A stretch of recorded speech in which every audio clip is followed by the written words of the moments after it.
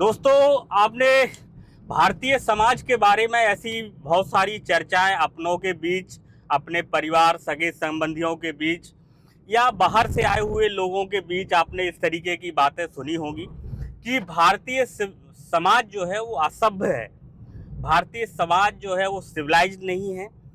और दोस्तों, काफ़ी हद तक ये बात जब हम लोग आम जीवन में रहते हैं तो हमको देखने को मिलती है। आप लोग भी जब कहीं बाहर जाते होंगे, छोटी छोटी चीज़ों पर आप ऑटो लेने के लिए जाएंगे, या आप किसी कंपनी में काम करते हैं, या आप किसी कार्यालय में अपना काम कराने के लिए जाएंगे, किसी भी तरीके से जब आप लोगों से इंटरेक्ट करेंगे तो आपको भी कभी ना कभी ये ज़रूर फील हुआ होगा, ये महसूस हुआ होगा कि भारतीय समाज जो है उतना लचर नहीं है। लोग उतने प्रेम से बात नहीं करते हैं, लोग एक दूसरे का सम्मान नहीं करते हैं। इन्हीं वजहों से कुछ लोगों को लगता है कि भारतीय समाज एक असभ्य समाज है। लोगों को बात करने की उस तरीके से लोग बात नहीं करते हैं, अच्छे से अपने लोगों से व्यवहार नहीं करते हैं। जैसे अगर आप ऑटो लेने जाते हैं तो ऑटो लेने वाले को अगर आप बोलेंगे ऑटो वाले को कि हमको उस जगह चलना है, तो वो अगर नहीं जा रहा होगा तो वो आपसे सीधे मना नहीं करेगा। कई बार ऑटो वाला अगर सही नहीं है तो हो सकता है वो आपसे बदतमीजी से कहे उधर कौन जाता है, उधर नहीं जाएंगे। या आपके घर पे कोई काम कराने के लिए आप किसी कार्यालय में जाते हैं, किसी कंपनी में जाते हैं, तो जो कर्मचारियों का रवैया होता है वो ठीक नहीं होता है। काम नहीं करना है, काम नहीं हो पा रहा है किसी वजह से, उसके लिए मना किया जा सकता है, लेकिन उस काम को लेकर के जो बात करने का ढंग होता है, तरीका होता है, वो सब समाज में उस तरीके से स्वीकार नहीं किया जाता है। दोस्तों, इसकी बहुत सारी वजहें हो सकती हैं। इसके सामाजिक, आर्थिक, सांस्कृतिक बहुत सारे पहलू हो सकते हैं, बहुत सारी वजहें हो सकती हैं जिनकी वजह से ये चुनौतियां आती हैं या लोग ठीक से बात नहीं करते हैं। तो दोस्तों, आपने भी आम जीवन में, अपने सामान्य जीवन में आपने ये चीज़ें महसूस की होंगी। आपको भी कभी ना कभी ये ज़रूर महसूस हुआ होगा। इसकी बहुत सारी वजह हो सकती हैं, बहुत सारे सामाजिक कारण हो सकते हैं, हो सकता है आर्थिक कारण भी हो, जिस वजह से हमारे समाज या परिवार में आपको इस तरीके की चीज़ें देखने को मिलती हैं। आमतौर पर ये माना जाता है कि भारतीय समाज या कोई भी समाज जब धीरे धीरे परिपक्व होता है, एक समय बीतता है, तो मानव के प्रति ज़्यादा सेंसिटिव हो जाता है। लेकिन भारतीय समाज में उस तरीके की चीज़ें आपको देखने को नहीं मिल रही होंगी, या हो सकता है ये विमर्श ही गलत हो, देखने को मिल रही हो, सिर्फ कुछ लोगों का ऐसा नज़रिया हो, ये भी हो सकता है। तो दोस्तों, वैसे तो जो मानवता की जो उत्पत्ति है वो तंजानिया के कुछ लोगों से मानी जाती है। तो दोस्तों, अगर यही बात हम माने कि भारतीय समाज या कोई भी समाज धीरे धीरे परिपक्व अवस्था में जाता है, तो सबसे पहले तो तंजानिया जो जगह है उसको सबसे पहले इस तरीके से सभ्य होना चाहिए, क्योंकि सबसे पहले तंजानिया में ही मानव सभ्यता का विकास हुआ धीरे धीरे। एक कारण ये भी माना जाता है कि भारत की एक बड़ी पॉपुलेशन है और जो भारतीय परिवार हैं उन पे आर्थिक दबाव बहुत ज़्यादा रहता है। भी माना जाता है कि भारतीय समाज आर्थिक तौर पर उतना सशक्त नहीं है, जिसलिए भारतीय समाज हमेशा तनाव में रहता है। आबादी बहुत ज़्यादा है, संसाधनों का दबाव भारतीय समाज पर रहता है, जिसकी वजह से परिवारों का विखंडन होता है। आमतौर पर बच्चों की परवरिश उस तरीके से नहीं हो पाती है, उनकी शिक्षा दीक्षा या उनका रहना या उनको किस तरीके से एक भारतीय सभ्य समाज में रहा जाए, इस तरीके से उनका पालन पोषण नहीं हो पाता है। ये भी एक कारण माना जाता है। एक कारण ये भी माना जाता है कि भारत की जो जलवायु है वो गर्म प्रदेश की है, एक उष्णकटिबंधीय राष्ट्र माना जाता है भारत। तो इस वजह से यहाँ की जो जलवायु के कारण लोगों का स्वभाव है वो थोड़ा कठोर है। लोग उस तरीके से कठोर वाणी का प्रयोग करते हैं, आम बोलचाल की भाषा में लोग उतने सॉफ्टली नहीं बोलते हैं। कई बार ये भी माना जाता है कि भारत एक लंबे समय तक गुलामी की परंपरा में रहा है। दुनिया के कई सारे देशों ने भारत को गुलाम बना के रखा बहुत लंबे समय तक, इसलिए भारतीय समाज उस तरीके से लोगों पर विश्वास नहीं जता पाता है, एक दूसरे को शक की नज़रों से देखता है। एक कारण ये भी माना जाता है। बहुत सारे कारणों में एक कारण ये भी है कि भारत के समाज के जो लोग हैं वो डुअल स्टैंडर्ड फॉलो करते हैं, वो दो तरीके से बात करते हैं। कई बार वो लोग एक ही व्यक्ति अगर अपने से छोटे व्यक्ति से मिल रहा है तो वो अलग तरीके से व्यवहार करता है, अगर वो अपने से उच्च वर्गीय व्यक्ति से मिल रहा है तो वो एक अलग तरीके से व्यवहार करता है। एक ही व्यक्ति दो तरीके से व्यवहार करता है, जिसकी वजह से भी ये समस्या आती है। मेरे एक मित्र हैं जो IIT गुवाहाटी में पढ़े हैं, उन्होंने एक बार मुझे एक किस्सा बताया था, और उस किस्से का ये था, उन्होंने बताया कि उन्होंने और उनके एक और साथी ने, दोनों लोगों ने एक ही समय कंपनी ज्वाइन की थी, लेकिन वो उनके मित्र हमेशा उन पे इस बात के लिए हावी रहते हैं कि वो उनसे सीनियर हैं। जबकि सीनियर तो है नहीं, दोनों लोगों ने एक ही साथ किया, पैकेज भी एक ही है, सीट भी एक ही है। तो एक ही व्यक्ति किस तरीके से दो व्यवहार करता है। जब अगर आप उससे कोई बड़ा व्यक्ति आता है तो वो बड़ा विनम्र दिखता है, जब उससे कोई छोटा व्यक्ति आता है या वो जिसकी रिस्पेक्ट या सम्मान नहीं करना चाहता है उसके सामने एक अलग तरीके से व्यवहार करता है। तो ये भी एक कारण हो सकता है कि ऐसा हो।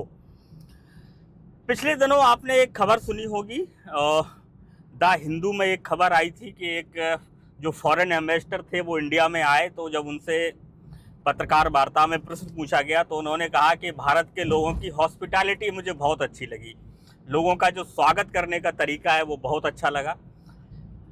तो इस खबर से एक तो ये लगता है कि भारतीय समाज बहुत ही विनम्र है, बहुत अच्छा है, स्वभाव से बहुत ही अच्छे से बात करता है।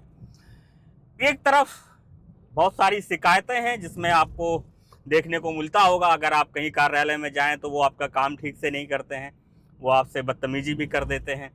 और लोग ये भी बोलते हैं कि बदतमीजी नहीं करनी चाहिए, हो सकता है अगर आप किसी कारणवश काम नहीं कर पा रहे हैं तो आप विनम्रता पूर्वक उस काम के लिए मना कर दें कि अभी ये काम इस वजह से नहीं हो पा रहा है। भले ही आप उत्तर कुछ भी दें लेकिन वो एक सभ्य और शालीन भाषा में होना चाहिए, लोगों की मांग ये भी रहती है।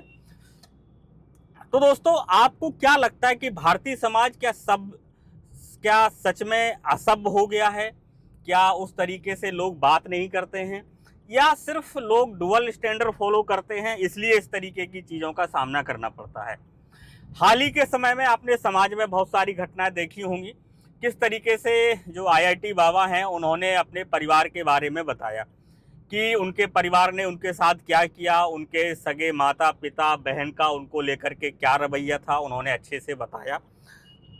ये जो दिक्कत है वो परिवार के स्तर पर है। हमारे यहाँ जो परिवारों में बच्चों का पालन पोषण किया जाता है वो उस तरीके से नहीं होता है कि वो सभ्य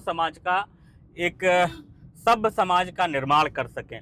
उसकी बहुत सारी वजहें हो सकती हैं। हो सकता है उसकी बहुत सारी वजहों में से एक वजह ये भी हो कि भारत की जो पॉपुलेशन है और जो रिसोर्स हैं, जो संसाधन हैं, वो उतने सीमित हैं कि इतनी बड़ी आबादी को बहुत अच्छे से परवरिश नहीं की जा सकती है। एक ये भी कारण हो सकता है, और उसकी वजह से परवरिश ठीक से नहीं हो पाती है। समाज में कैसे रहा जाए ये भी एक संस्कार की बात है, ये आपको सिखाना पड़ेगा। भारत का संविधान भी लोगों में मैत्री भावना की और प्रेम और श्रद्धा की बात करता है, लेकिन ये श्रद्धा और प्रेम, आपसी भाईचारा, जिसको कि सोशल कैपिटल बोलते हैं, सोशल कैपिटल बोला जाता है इस चीज़ को। अगर लोगों में सद्भावना हो, लोगों में प्रेम हो, अगर असभ्यता ना हो तो उसको सोशल कैपिटल माना जाता है। सोशल कैपिटल का इंक्रीज कैसे हो, इंक्रीजमेंट कैसे हो, कैसे वृद्धि हो सोशल कैपिटल में, इसको आप कानून के तरीके से नहीं ला सकते हैं। इसके लिए आपको समाज के तौर पर एक बच्चों की परवरिश कैसे होती है ये देखना पड़ेगा। और समाज, चूँकि जो हमारे परिवार हैं वो विखंडित होते हैं, उनमें बहुत सारा दबाव होता है, सामाजिक स्तर पे बहुत सारे दबाव होते हैं, आर्थिक स्तर के, सांस्कृतिक लेवल के बहुत सारे दबाव होते हैं, जिसकी वजह से अच्छी परवरिश नहीं हो पाती है। और अच्छी परवरिश ना होने की वजह से ही एक अच्छा समाज नहीं बन पाता है।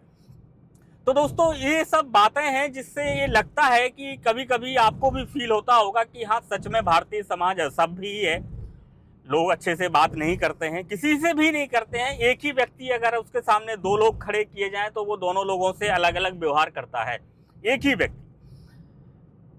तो ऐसा क्यों करते हैं? हो सकता है इसके पीछे का एक कारण ये भी हो कि लोग प्रतिस्पर्धा करते हैं, और प्रतिस्पर्धा को मैं बुरा भी नहीं मानता हूं।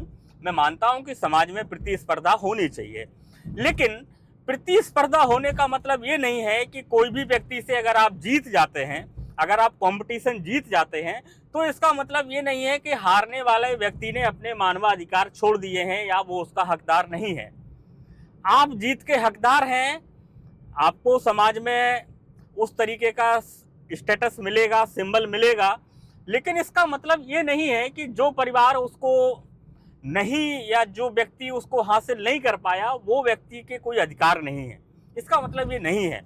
हमेशा एक जो बेस है, बेस तो हर आदमी का रहेगा, भले ही हारा हुआ ही व्यक्ति क्यों ना हो समाज में, चाहे कंपटीशन में वो कभी भी पास ना हुआ हो, लेकिन इसका मतलब ये नहीं है कि उसके नैतिक जो कर्तव्य हैं समाज के प्रति वो खत्म हो जाते हैं या दूसरा व्यक्ति उसके साथ ठीक से व्यवहार ना करे।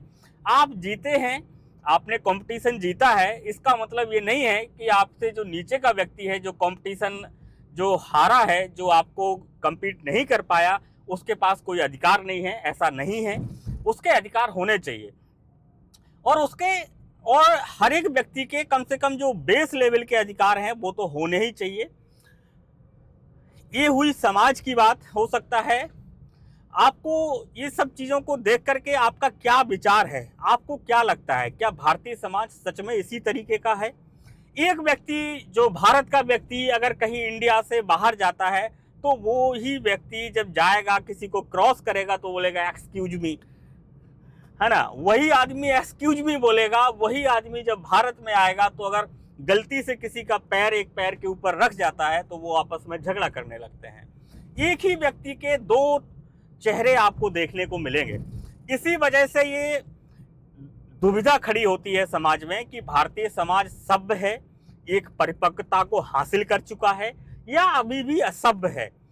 इसका अनुमान लगाना बहुत ही मुश्किल है, क्योंकि जब तक भारतीय समाज परिपक्वता को हासिल नहीं कर लेता है, और ये परिपक्वता कब हासिल होगी ये भी नहीं कहा जा सकता है। वो इसलिए क्योंकि समय बीतने के साथ साथ इस बात की गारंटी नहीं है कि समय बीतेगा तो समाज सभ्य ही होगा। जरूरी नहीं है कि समय बीते तो लोग सभ्य ही हों, क्योंकि मानव सभ्यता इतनी पुरानी हो चुकी है।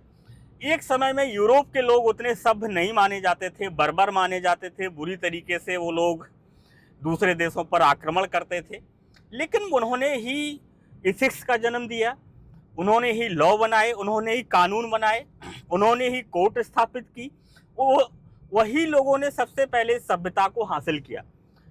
तो जरूरी नहीं है कि जो समाज बाद में चालू हुआ हो, जिसमें समाज में बाद में जिसने प्रगति करना चालू किया हो वो असभ्य रहे, ऐसा नहीं है। और ये भी नहीं है, समय का सभ्यता से सीधा कोई संबंध नहीं है कि अगर समय बीतेगा तो लोग सभ्य ही होंगे। क्योंकि मैं पहले भी कह रहा हूं कि तंजानिया में सबसे पहले लोगों के जो सबसे पहले मानव सभ्यता जो विकसित की गई या जहां से मानव का एवोल्यूशन हुआ, जहां से मानव की उत्पत्ति हुई, वो तंजानिया माना जाता है। तो तंजानिया के लोग भी यूरोप से तो कम, अगर आप कंपेयर करेंगे तो उस तरीके के नहीं है। इसलिए अगर हम ये कहें कि आज के 50 साल बाद भारत पूरी तरीके से सभ्य हो जाएगा तो ये कहना भी ठीक नहीं होगा। हो सकता है हो जाए, हो सकता है ना भी हो, लेकिन इस वजह से कह देना कि 50 साल बाद हो ही जाएगा ये ठीक नहीं है, क्योंकि समय बीतेगा इसके अनुसार लोग सभ्य हो जाएंगे ये ठीक नहीं है। लोग एक ही पद पर रहते हुए दो समान पदों पर काम करने वाले लोग एक दूसरे का बॉस बनने की कोशिश करते हैं, ये खूब होता है।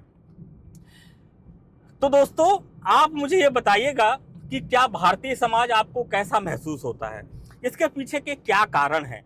जिस तरीके से हालिया घटनाएं हो रही हैं, आपने भी देखा होगा किस तरीके से, हालांकि आमतौर पर इन चीज़ों की चर्चा नहीं होती है समाज में, जिसके साथ जो होता है बहुत ही कम लोग बोलते हैं इस बारे में कि उनके परिवार के साथ या उनके समाज के साथ समाज ने उनको किस तरीके से देखा। इस तरीके की चर्चाओं में लोग भाग नहीं लेते हैं। इसके बहुत सारे कारण हो सकते हैं, क्योंकि लोग सामाजिक बदनामी से डरते हैं या इस तरीके की बातों को लोग पसंद नहीं करते हैं, इसलिए बात नहीं करते हैं। लेकिन फिर भी समाज में बहुत सारे लोग हैं जो इस बारे में खुले रूप में तो शायद चर्चा नहीं करते हैं, लेकिन दबे जुबान में कभी ना कभी तो कुछ ना कुछ जरूर बताते हैं। हालिया संदर्भ मैंने आपको बताया IIT बाबा का, लोगों ने उसका मखौल उड़ाया, लोगों को लगा कि ये बातें ठीक नहीं हैं, कोई पेरेंट्स कैसे अपने कर सकता है अपने बच्चों के साथ इस तरीके का व्यवहार। लेकिन दोस्तों ये सच्चाई है, कई बार पेरेंट्स भी बच्चों का शोषण करते हैं, कई बार बच्चे भी माता पिता को तंग करते हैं। जो घटना हालिया अभी मध्य प्रदेश में हुई, किस तरीके से बेटियों ने बांध करके अपने पिता को पीटा और उनकी जान चली गई। तो समाज के कई पहलू हैं, समाज शास्त्र को समझना सबसे मुश्किल काम है। ये कोई साइंस नहीं है, ये कोई प्रयोगशाला नहीं है जहां पर आप दो एसिड को मिलाएंगे तो आपको तीसरा मिलेगा या उसके क्या कॉन्सिक्वेंसेस होंगे वो आपको देखने को मिलेंगे। समाज का बहुत ही जटिल गणित होता है, समाज को समझ पाना बहुत मुश्किल होता है, समाज का अध्ययन सबसे मुश्किल अध्ययन है। दोस्तों इन सब चीज़ों के पीछे बहुत सारे कारण हो सकते हैं। हो सकता है कि वो जो घटनाएं हुई उसमें पेरेंट्स की लापरवाही हो, कई बार बच्चों की भी लापरवाही हो सकती है, किसी की भी हो सकती है, और उसके लिए कई फैक्टर जिम्मेदार हो सकते हैं। जरूरी नहीं है कि कोई एक ही फैक्टर जिम्मेदार हो।